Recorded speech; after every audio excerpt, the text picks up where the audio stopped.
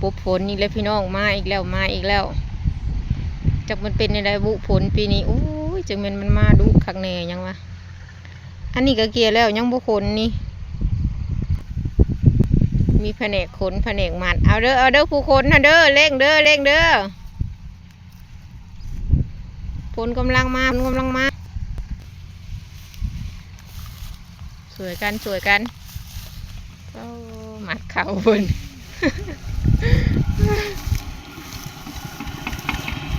เป็นตะหน่ายน้ำฝาดน้ำฝนพี่น้องเอ้ยปีนี้จังหวะมาดูคักแน่หอบเข่านี้ฝนนี่ปีนี่นึงตั้งแต่เกี่ยวแล้วจนมาหอดมื้อนี้ก็ยังคือเก่าฝนตกบ้านพี่น้องก็ตกคือกันอยู่บ่เนาะกรมอุตุเพิ่นแจ้งมาอยู่